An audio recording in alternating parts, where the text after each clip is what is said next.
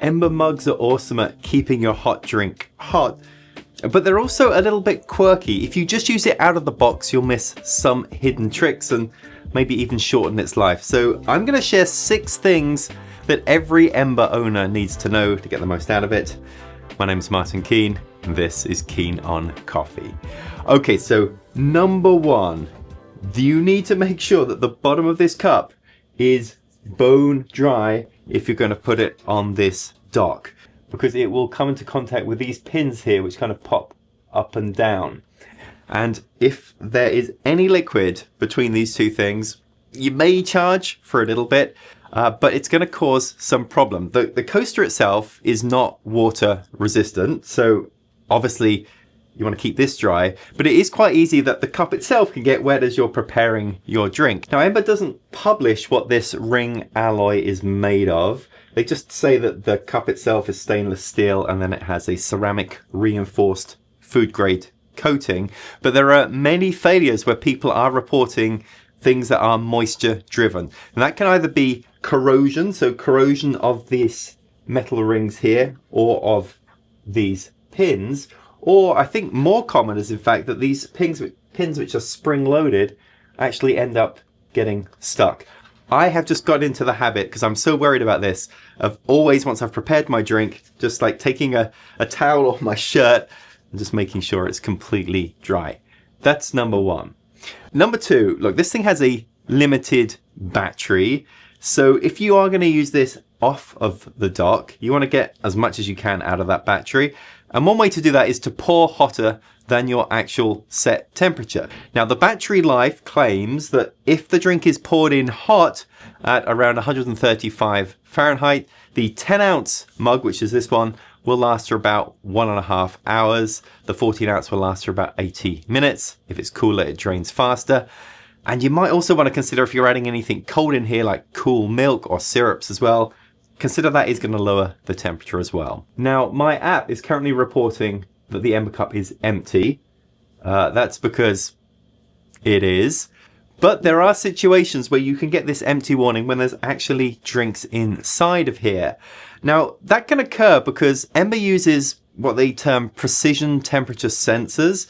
And what those do is they watch for a quick temperature change to detect the presence of liquid. So this will turn itself on automatically when you add liquid. But if you have foam or some kind of stratification, it can really mess it up.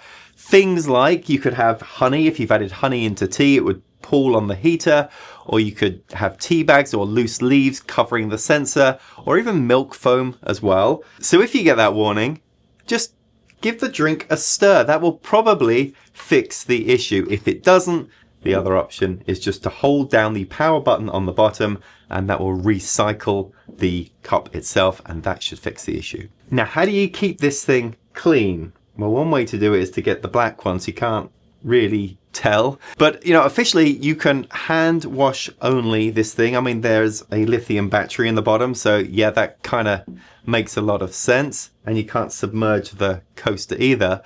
But a destaining trick that I really like is to fill this with hot water and then add in a teaspoon or 2 of Cavisa. Now, this is typically used as a coffee cleaner for cleaning espresso machines.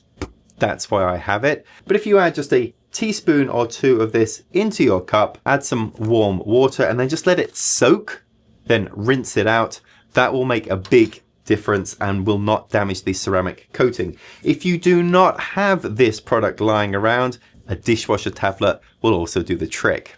Now, something I find when I'm drinking a latte with this thing is once you get near the bottom, the drink seems to get hotter and hotter. So what you can do is just use the app and drop your set point temperature by 5 or 10 degrees Fahrenheit in my case. Once you're down to the last third, the other thing you can do again is give it a stir to make sure you've blended up all the temperature layers. And by the way, the heating element, I kind of figured it was on the bottom, but it's not. That's where the battery is. It actually runs along the mug wall itself, along the sides. So kind of interesting to know that it isn't heating from the bottom, even though it's only when it gets low that I find it seems to kind of overshoot the temperature a bit.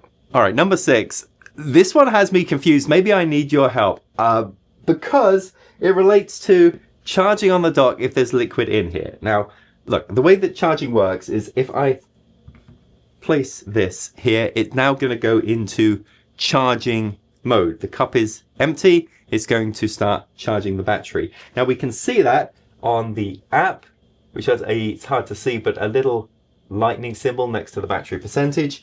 But it's easier to see actually on the cup itself. You see it's pulsing very slowly in red. That indicates that the battery is charging.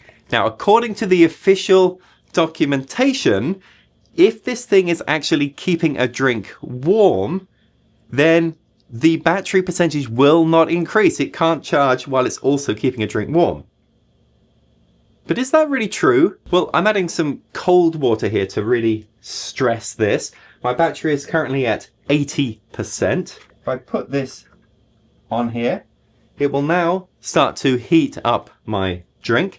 It's reporting the temperature is 48 degrees and I want to get it to a set point of 135 degrees. So it's now trying to heat up the drink. But would you look at this?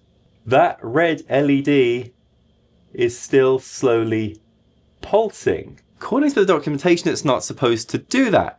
But does it actually increase the battery percentage? Well, yes, it does. Even though it is actively heating up this drink right now, the battery percentage is going up as well. So it does appear that you can both charge this thing at the same time and have it maintain or even heat up a drink. So those are my 6 tips for using the Ember Mug. I love this thing. I've been using this pretty much every day, and I bought one for my wife as well. But what's your opinion on this? Is this a mug that you've used, enjoyed, and do you have any tips on it? If you do, let me know in the comments.